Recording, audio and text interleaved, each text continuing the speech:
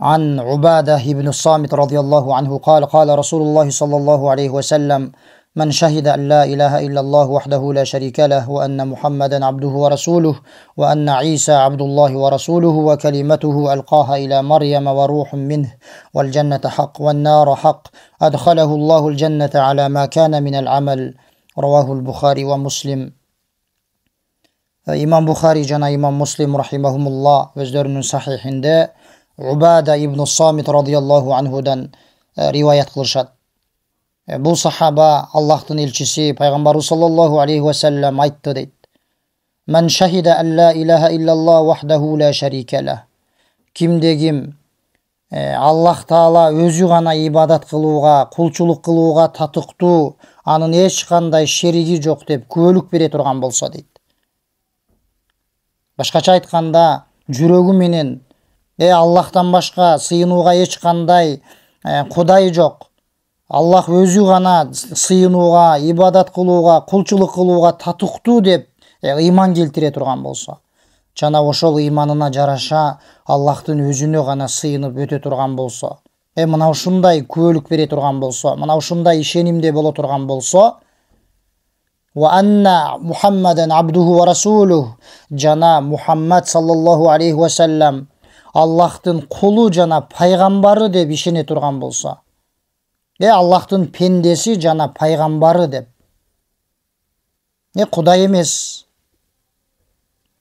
Allah'tın pendesi jana anın elçisi, paygambары деп, жөнөкөй adamlardan ayırması paygambar, Allah elçi kılıp жиберген paygambар деп күбөлүк бере турган болсо, ошондой ишенимде боло турган болсо, жана ва анна Иса абдуллахи ва расулуху, Иса пайгамбар дагы Allah'tın pendesi жана пайгамбары деп ишене турган болсо,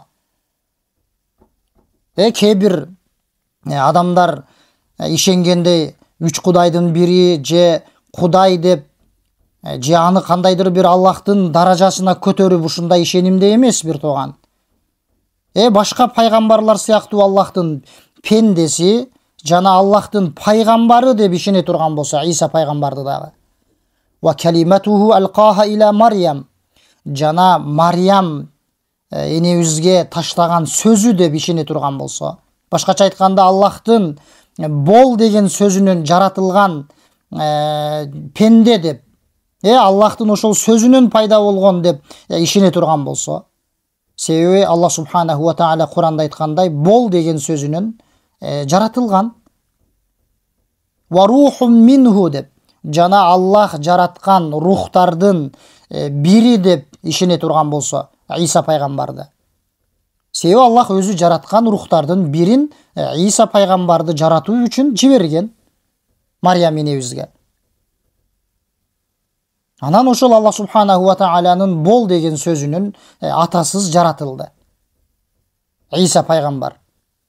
Эми ошол пайгамбары жөнүндө мына ушундай ишенимде боло турган болсо, насаралар ишенген ишенимде эмес, ал ыймансыздык. Ал кандай ишенимде болуш керек? Мына ушул хадисте эскерилгендей, Иса пайгамбар дагы Аллахтын пендеси жана пайгамбары, жана Аллахтын бол деген сөзүнөн жаратылган, жана Аллахтын жараткан рухтарынын бири деп ишене турган болсо, мына ушундай күбөлүк бере турган болсо деп атат пайгамбар саллаллаху алейхи ва саллям. Жана вал жанната хак, бейиш акыйкат деп ишене турган болсо, эч бир шеги жок, күмөнү жок. Анткени бейиш баарыбызга белгилүү, Аллахтын өзүнө гана сыйынып, Аллах буйругандай бир ыйманды карманып өтө турган болсо, ошондой адамдарга даярдалган жай бейиш түбөлүктү. Аллах субханаху ва таала ошол бейиштин ээлеринен кылган болсун бизди. Жана ваннару хак, жана тозок дагы акыйкат деп ишене турган болсо, Аллах субханаху ва таала тозокту түбөлүктүү жай кылды. Кимдер үчүн? Аллах субханаху ва таала өзү айткандай, пайгамбар саллаллаху алейхи ва саллям айткандай, ыймансыздар үчүн. Мусулманчылыкты Аллахтын талабындагыдай карманбаган, Аллахтын жалгыздыгына, пайгамбарларына жана башка ыймандын негиздерине ишенбеген адамдар үчүн түбөлүктүү жай кылып даярдап койгон. жана мусулмандардын күнөөкөрлөрү дагы кирип азаптала турган жай. Аллах ал жайдан бизди сактаган болсун. Ошол тозок акыйкат деп ыйман келтире турган болсо, мына ошол адамды адхалахуллахул жанна ала ма кана минал амал, андан болгон амалына жараша, башкача айтканда амалдарына жараша Алла субханаху ва тааля ал пендесин өзүнүн бейишине киргизет. Хадисте ушундай айтылды, бул хадисте. Бейишине киргизет, анын амалына жараша, андан болгон ал кылган амалдарына жараша бейишке киргизет деди. Мынакей урматтуу мусулман бир туугандар, туура ишенимдин Алла субханаху ва таалянын жалгыздыгына ыйман келтирип, Аллахтын өзүнө гана сыйынып, таухидти бекем карманган адамга бериле турган белек Алла субханаху ва таалянын. Ал пендесин бейишке киргизет деп атат. Эми ушул хадистин аягындагы сөзгө кыскача алымдардын түшүнүгүн айта турган болсок, андан болгон амалына жараша бейишке киргизет деген пайгамбар саллаллаху алейхи ва салламдын сөзү, бул жерде алымдар айтат, эки маанини түшүнсөк болот дейт. Биринчиси, адхалахуллахул жанната ва ин кана мукассиран фил а'мал ва лаху зунуб. Ал чыныгы ишенимде, туура ишенимде болгондугу үчүн анын күнөөлөрү болсо дагы, кээ бир амалдарда кемчилдиктүү амалдарды кылып, күнөөлөрү болуп турса дагы Алла субханаху ва тааля аны бейишине киргизет деген маани. Эмне үчүн? Анткени ли аннал муаххид ла будда лаху мин духулил жанна. Анткени Алла субханаху ва таалянын жалгыздыгына ишенип, Аллахты жалгыздоодо туура ишенимде болгон адам сөзсүз түрдө бейишке кирет. Ал күнөөсүнө жараша мүмкүн Аллах каалаган болсо азапталышы мүмкүн, бирок акыры барып бейишке кирет. Мына ушул маани дешет, биринчи мааниси. Алын күнөөлөрү болсо дагы акыры барып ошол күнөөлөрүнө жараша азапталып, акыры аягында барып бейишке кирет деген маани дешет. Мүмкүн Алла субханаху ва тааля анын күнөөлөрүн тозокко салбай туруп кечирип коюшу мүмкүн. Анткени Аллахтын өзүнө гана сыйынып, туура ишенимде болгон адамдын акыбети мына ушундай, Аллахтын белеги. Мүмкүн аны азаптабай туруп бейишке киргизиши мүмкүн. Же мүмкүн аны азаптаса дагы, бирок тозокто түбөлүк калбайт. Бул биринчи түшүнүк. Экинчи түшүндүрмө, урматтуу мусулман бир тууган. Адхалахуллахул жанната ва такуну манзилатуха фил жанна ала хасаби а'малихи. Бул экинчи маани. Аллах аны бейишке киргизет, бирок ошол бейиштеги анын даражасы, себеби бейиште даражалар бар. Бейишке кирген адамдардын баардыгы бир даражада эмес, бул баары белгилүү. Наби саллаллаху алейхи ва саллям хадистеринде дагы айткан бул жөнүндө. Далилдерде келген. Эми ошол бейиштеги даражасы бул дүйнөдөгү жасаган амалдарына жараша болот деген маани. Ошол пайгамбар саллаллаху алейхи ва салламдын бул хадисиндеги Аллах аны андан болгон амалдарына жараша бейишке киргизет деген сөзүнүн мааниси, анын бейишке киргизип, ошол бейиштеги даражасы бул дүйнөдөгү жасаган амалдарына жараша болот.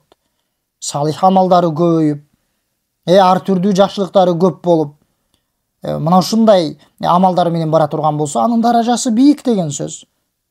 Бейиштеги даражасы жасаган амалдарына жараша болот деген сөз.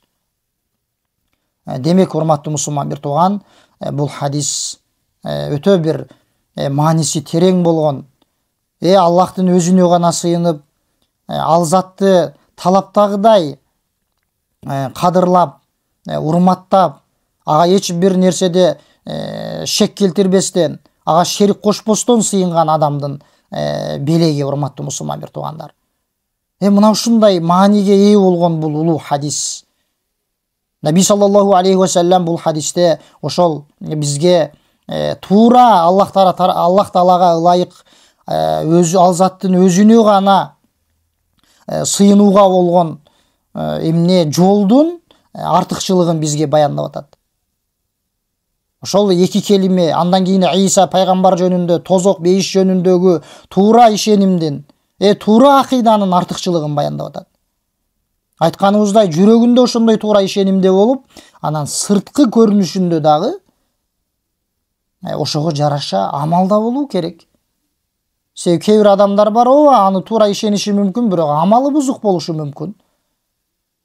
Мисалы Аллах субханаху ва таала жалгыз деп ишенип туруп, бирок башка бир жалган кудайларга ишенип, же аларга бир туура бир кандайдыр бир ибадаттарды арнап, кулчулуктарды кылып, ошундай бир Аллахтын даражасына жеткирип жүрүшү мүмкүн.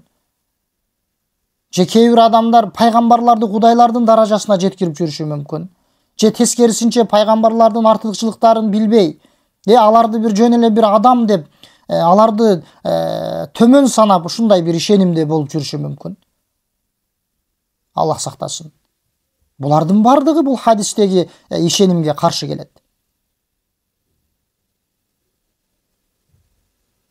Демек, бул хадистен биз ала турган сабактардын негизгилерине сөзүбүздүн аягында да кыскача токтолуп кете турган болсок, урматтуу мусулман бир туугандар, Аллах субханаху ва таала туура ишеним аркылуу пенденин күнөөлөрүн кечирет. Себеби хадисте эскердик бул маанини. Жана Аллах субханаху ва тааланын пенделерине болгон жакшылыгынын, фазилетинин, ырайымдуулугунун кенендигин түшүнсөк болот.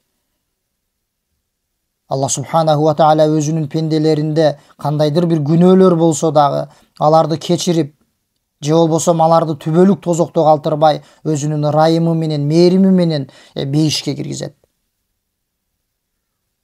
Жана да бул хадистен ала турган биздин сабагыбыз, урматтуу мусулман бир туугандар, Аллах субханаху ва тааланын пайгамбарлары жөнүндө биз ашада чаппашыбыз керек. Анан аларга карата биз эмне туура эмес, алардын кадыр баркын төмөнгө түшүрө тургандай бир ишенимде дагы, андай бир амалда да болбошубуз керек. Алардын артыкчылыгын, башкача айтканда, четке да какпашыбыз керек. Жана алар туурасында чектен да ашып кетпешибиз керек. Кантип чектен ашабыз? Кээ бир адамдар сыяктуу аларга сыйынбашыбыз керек. Аларды Аллахтын даражасына чыгарбоо керек. Мына ушундайча сабак алабыз, алымдар айткандай. Жана биз муну эскердик маанисинде дагы бир бул хадистен алына турган сабактардын бири бул туура ишенимде болгон адам, бул алардын күнөөлөрү болсо дагы ал тозокто түбөлүктүү калбайт. Аллах субханаху ва таала баарыбызга туура ишенимди жана ошол туура ишенимге жараша туура амал кылууну насип этсин.